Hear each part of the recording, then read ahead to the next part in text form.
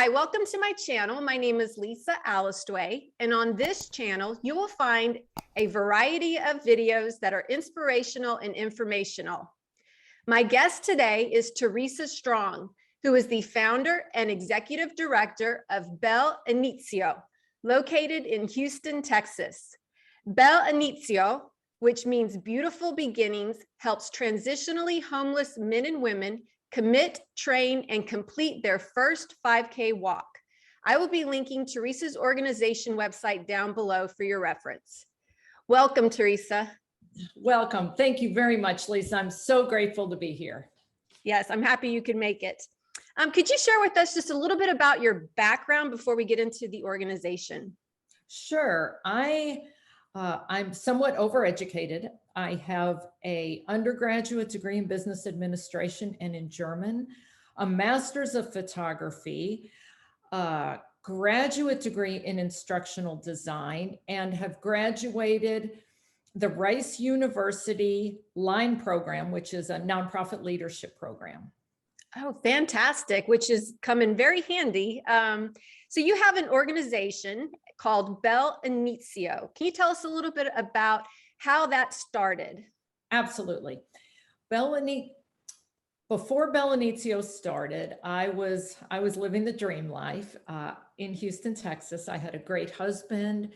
We had a wonderful house. I worked for a venture capital company. We had a dog. Everything was going the way it was supposed to. And then Tom was diagnosed with brain cancer, and he died shortly thereafter. And 2 months later, the company I was working for went bankrupt.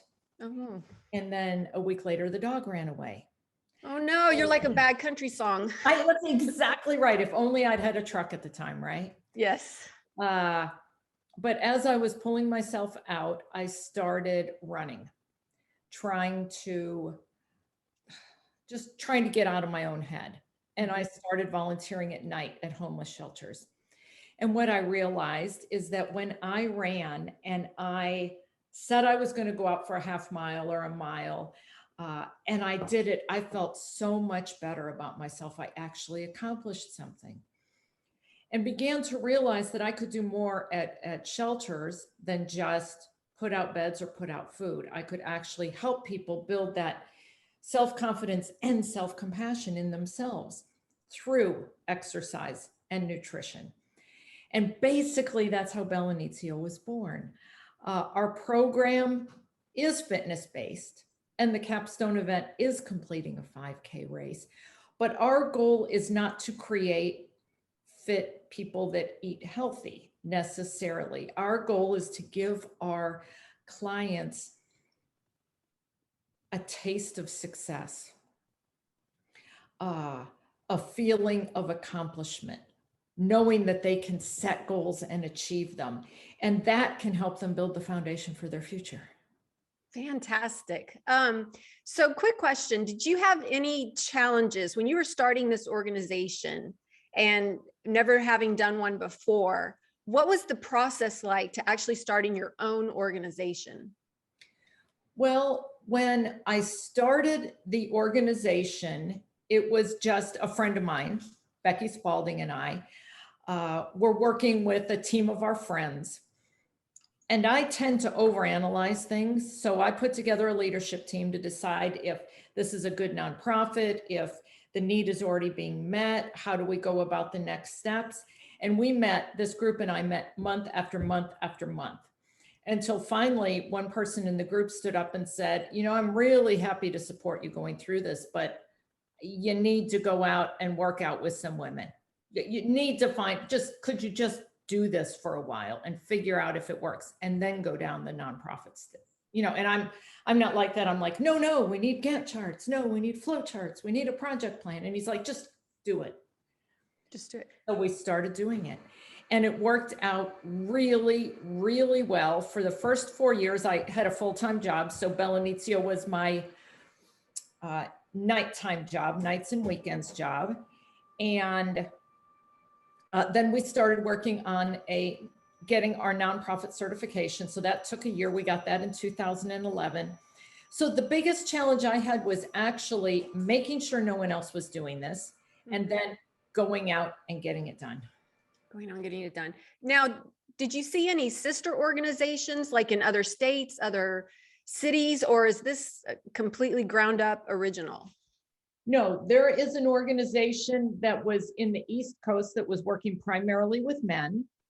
And there was an organization all the way in the West Coast that was doing a one-off partnership with a homeless community. But aside from those two, there was nothing down here. Okay. And how did you go about doing the funding for your program? So when we got started, I had a friend write me a check. She gave me a check for $500. That's a good friend. It was a good friend. I mean, we weren't even a nonprofit yet. And she's like, this will get you, this will get you going. And I remember at the time thinking, well, what do you mean get us going? We're done, right? I mean, I've got $500. How could I ever spend $500? And then, of course, I learned quickly that $500 doesn't go nearly as far as you think it will. Mhm. As I mentioned, nobody got paid for the first 4 years, but we got funding by writing grants, by doing small events, and having people, for example, do a donation yoga class for us. So Mhm. that's how it first started out. Now we have corporate partnerships. We are Run for a Reason charity. We have several larger events every year and many sustaining donors that give every month. Fantastic. And so can you tell us a little bit about the significance of the name Bel Inizio? Bel Inizio was named loosely after a book called Bel Canto by Ann Patchett.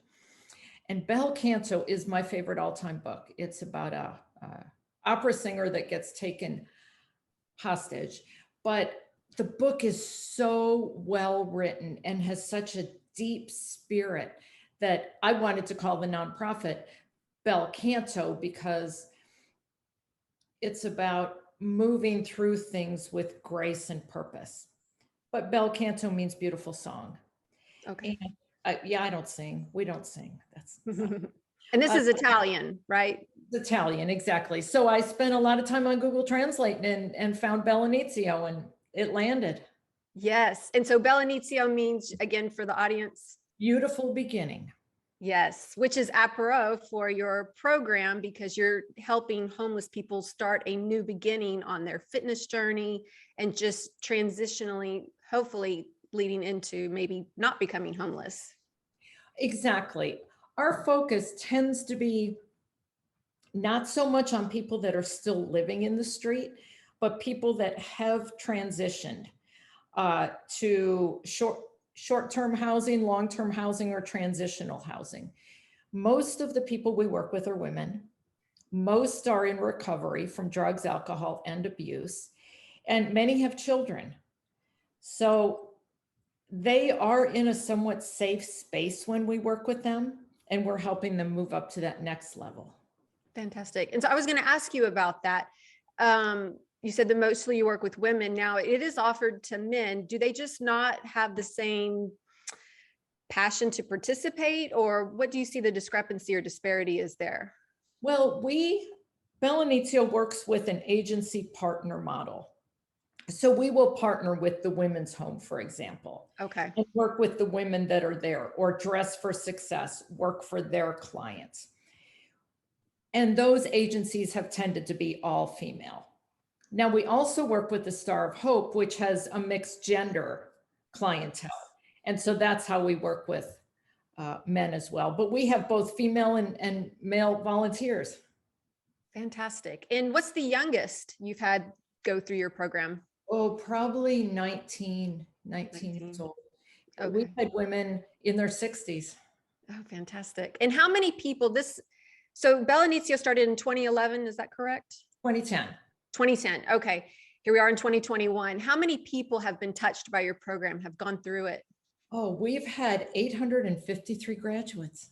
Wow. And counting. And counting. That's amazing. You'll hit the 1,000 mark before too soon. You're exactly right. Really cool. So can we touch on the mission of your organization again? I think that's really key to what you're trying to accomplish. Absolutely. So our mission is to help disadvantaged women and men build self-confidence and self-esteem through fitness and nutrition education.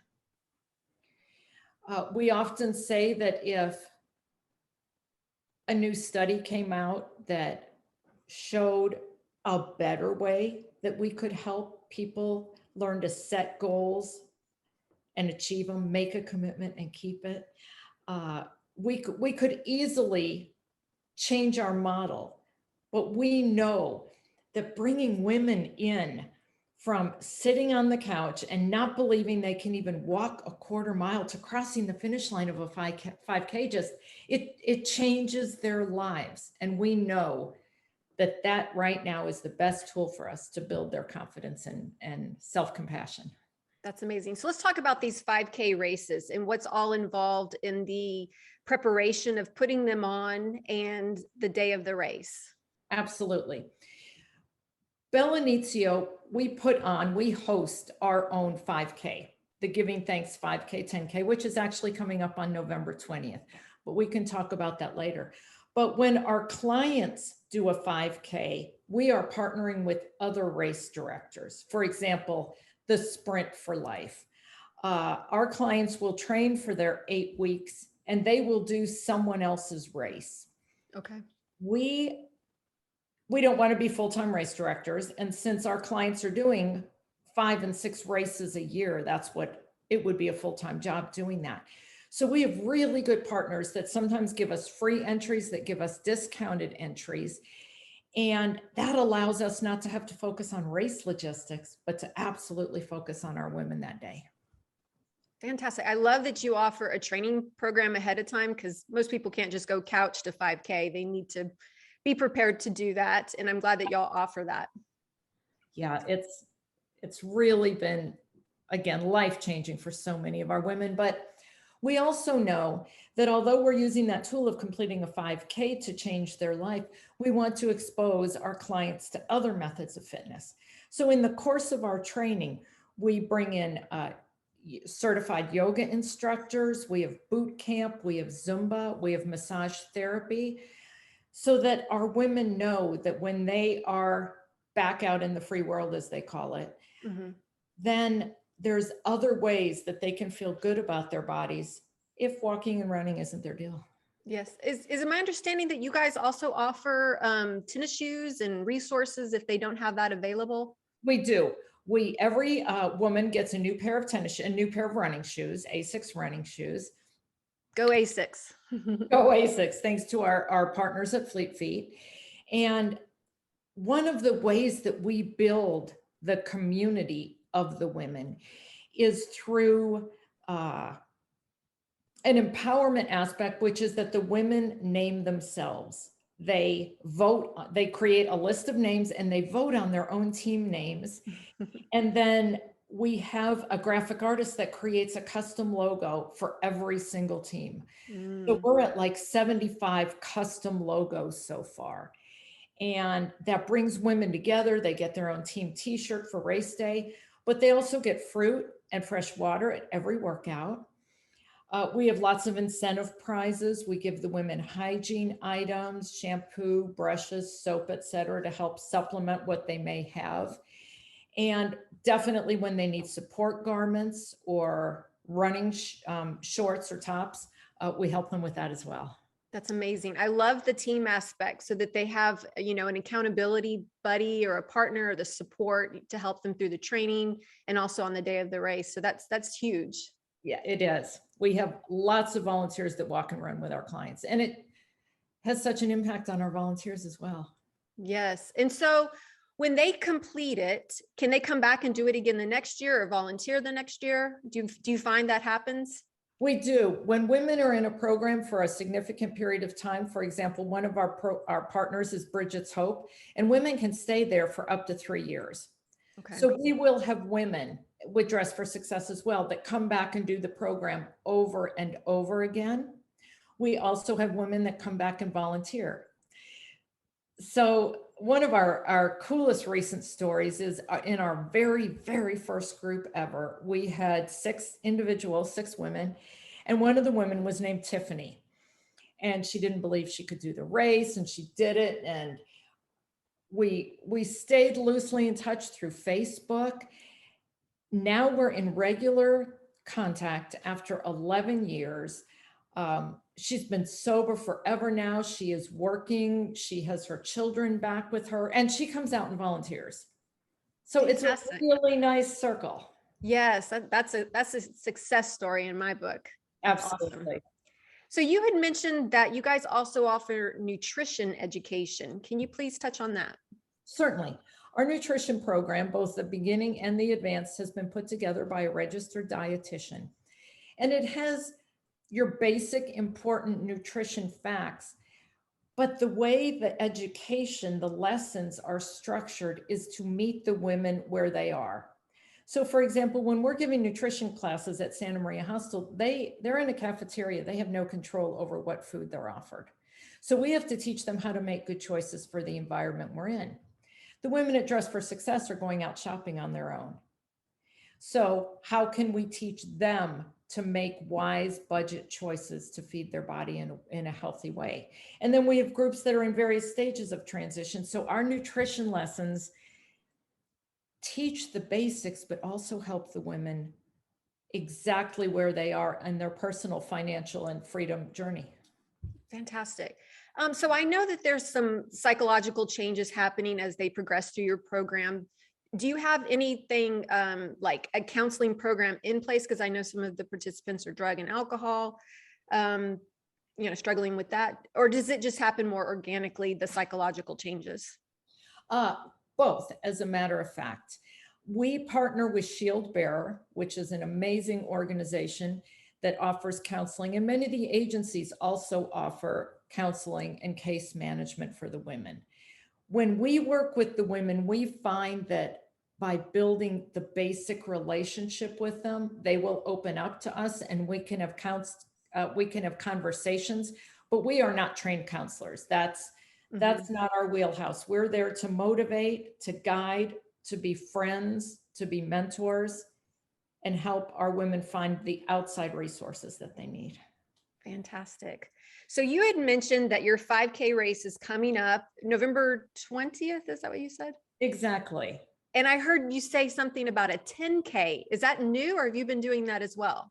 Most of our clients don't do a 10K. So the 10K is new at our Giving Thanks 5K. Oh, that's amazing. So what was the impetus to start offering a 10K? Well, we wanted to offer our more advanced clients an opportunity to do a longer distance in a safe environment, but also to bring in more members of the community. We have really good community support at our race because it's a good race. It's local. It's at Sugar Land Memorial Park.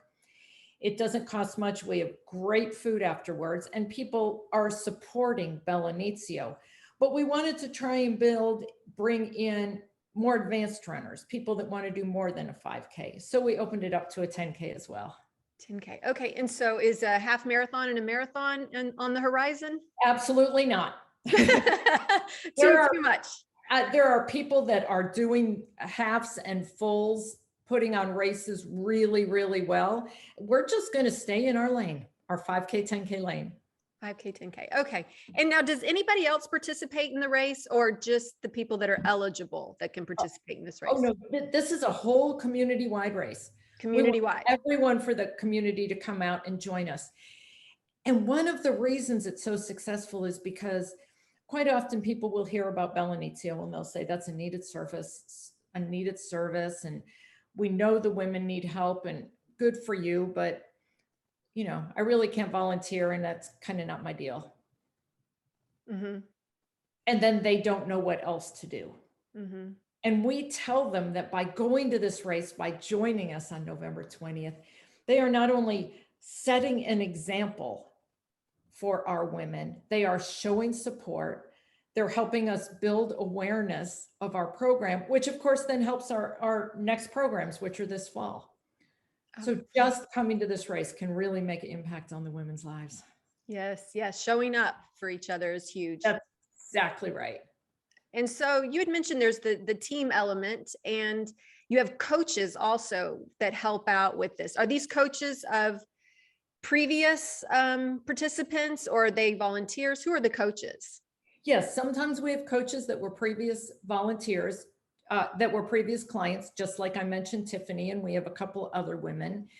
Most of our coaches are volunteers from the community, longtime runners or dietitians or massage therapists, yoga people that will just come out and just by, as you said, showing up, the Mhm. women know they matter. We're a very small shop. We have myself and Mika Foster, our program manager.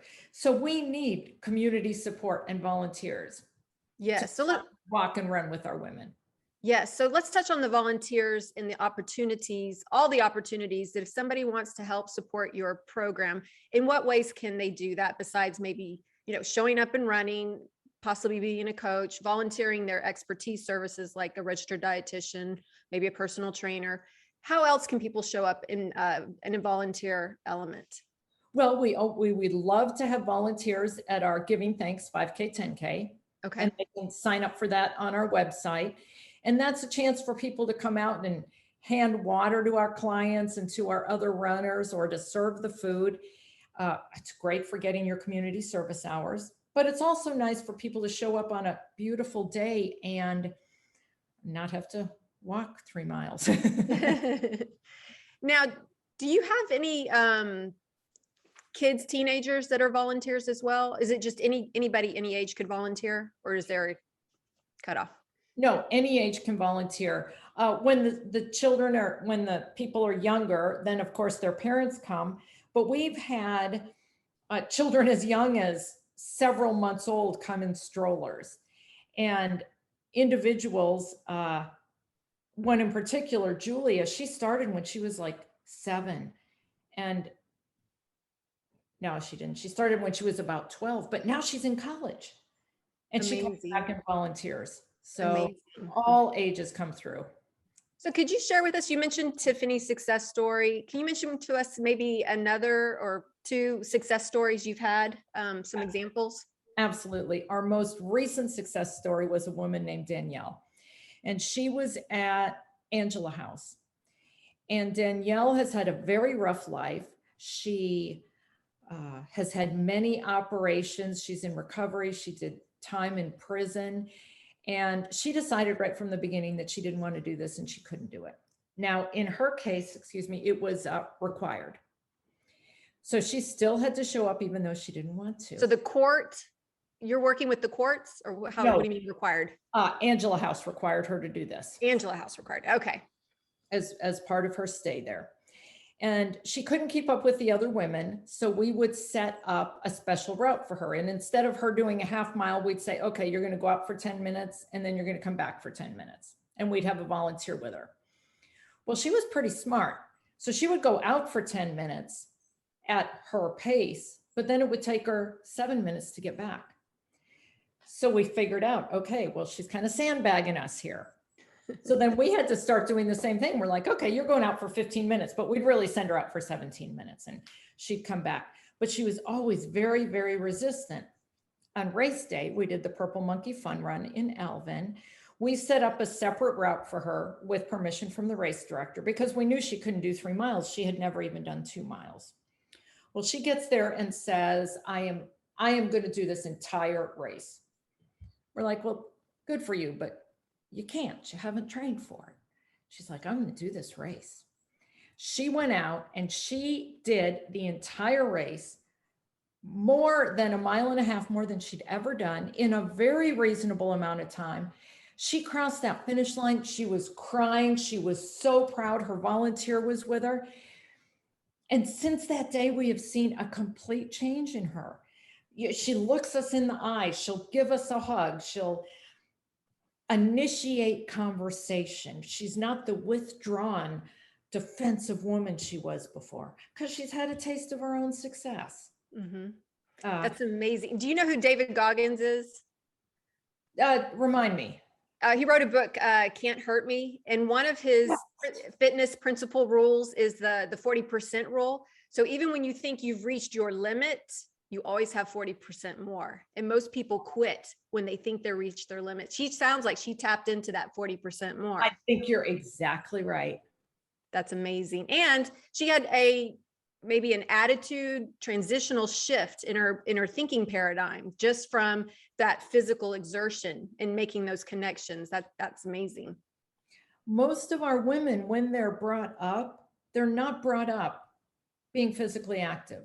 Their neighborhoods don't have sports areas. They don't run and participate in gym. So it's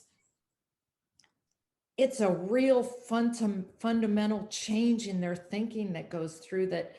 Not only can I do this, well, this really isn't horrible. As a matter of fact, this feels kind of good. That is so cool to witness. Yes, it absolutely is, Lisa. Yes. Oh, I like her story. That's a good one. Maybe one more before we kind of get to the ending here. Do you have another success story? Absolutely. There was a woman named Stephanie that was in the program. And this goes back to when you asked about if we do counseling or just communication. I was walking with Stephanie. We started walking early in the training, doing short distance, and we have conversations. You know, she was actually serving a prison term still while we were working with her. And I asked her what she was in for. And she said she had a DWI. How long did you get? I got 3 years. Wow. And at the time I thought, 3 years for a DWI? That seems odd. First time offense, or was it? So, so as we continue to walk day after day, week after week, she opens up more and more time after time. And very slowly she shares with me that it wasn't her first DWI. And on this time when she got pulled over, they found prescription pads in the back of her car. So she'd been forging prescriptions. And actually, it was a child endangerment charge because her little baby was in the back. And actually, she got in a wreck and killed someone. Oh my God. So as time went on and she shared this, and if I could show you a picture of her, she just looks like anyone that all of us could be when we were that age. It was so amazing. We get to the race and I'm running the race with her and we're coming into downtown and we're probably a half mile off it. And Stephanie comes to a complete stop and she's crying. I'm like, what's wrong, Stephanie? She's like, nothing's wrong. Nothing's wrong. I'm going to finish. And I'm like, I mean, you know how runners are. We're like, yeah, no, we got to go. We got to go. That's the only way we're going to finish. She said, no, you don't understand. I haven't ever finished anything before. I haven't been able to stay sober. I keep failing at parole. I've lost my children. My family won't talk to me. I don't have even a high school GED, but I am going to do this. And we started running again. And now we're both crying and we're crossing the finish line and tears are just running down our face. And you could see in her eyes when she got that medal that this was something that no one was ever going to take away from her, and that she could succeed at something. That was proof. It was really she earned it. Yeah, she earned it. This was hers. Nothing that somebody gave her. It was hers that she earned. That's exactly right. Oh, that's amazing. So I was just wondering, so what on future projects do you have planned for Bel Inizio? What would you like as far as like future goals or things to happen with your organization? Well, one of the biggest things we're working on right now is improving and enhancing our Beyond the Finish Line program. And that is a program where we involve our graduates in after programs. So we continue to work with them doing 5Ks, or we have yoga classes, or we have finance classes, or we connect them with people doing GEDs. And right now we have 2 different Beyond the Finish Line groups. One is in the city and one is out in Sugar Land. And monthly, we get together with them. Right now it's over Zoom, but get together with them and have training, have communication. We are going to have in-person events, and it's broadening our impact in their lives to see exactly what they need going forward, and not just saying, yeah, you crossed the finish line, goodbye. So that is one of our major goals. Of course, Yes. we want to continue to expand into new agencies. So anyone listening out there, if you have an idea for an agency that has men or women living on site, we would be honored to work with them. Mm. And our most immediate goal is the successful Giving Thanks 5K. Yes. Oh, fantastic. So, just thinking about like the homeless teenagers and adolescents, is that a harder population to tap into and get access to? It is only harder because our program works best when the individuals live somewhere, when they live at Mission of Yahweh, or they live at Angela House or the Women's Home. Is that because they have a foundation, a stable place, so they can stick to maybe a routine? That's exactly right. And they don't have to worry about where they're going to, it's kind of hard to worry about going out on an exercise if you don't know where you're going to sleep and you don't know what you're going to eat. Yes, So when yes. you have that fundamental safety taken care of, then Bel Inizio can step in. There Mhm. are very few places where teenagers, homeless teenagers, go and stay for a reasonable amount of time. We have an 8-week program. Yeah, We can't partner with emergency shelters. yeah. I think this program would be perfect for teenagers. We just Mhm. need to locate the right agency that's housing them for a reasonable amount of time. Yeah, yeah. I was just wondering about that. But you're absolutely right about Maslow's hierarchy of needs. You can't get to self-alignment until you get your basic needs met first, food and shelter, starting with the most basic elemental needs. Yep. And we after their food and shelter, we move into the acceptance, love, and then the self-esteem. That's exactly our model. Oh, fantastic. Well, it's a good one. So do you have anything else pertinent that you would like to share about your organization or this topic? I would like to plant the seed that it's often very easy to judge these women, judge the homeless people, judge the addicts, the criminals, because they've made bad choices. Mhm. But we learn over and over again that in spite of the bad choices they've made, they've had such horrible things happen to them in the past. They've been abused. They've had no role models. They were not taught a value of education. And it's not a level playing field. It's not that my clients and I were born on, the same plane and I made good choices and they made bad choices.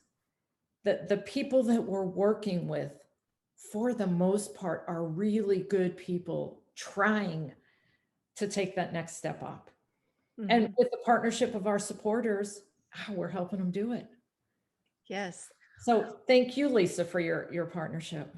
Oh, thank you. And, thank you for sharing your own personal story. I think out of your own grief, you channeled it into something really positive and giving back to others, which is, I think, the ultimate, model we should all kind of look toward when we go through our own personal grief is how can we give back to others? And you have definitely role modeled that. And I think you're an inspiration.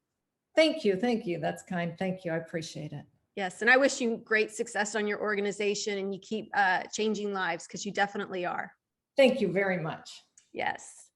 Thank you for coming. And if you guys like this video, please give it a thumbs up and don't forget to share and subscribe and hit the bell to be alerted to when the next video drops. Thanks for watching.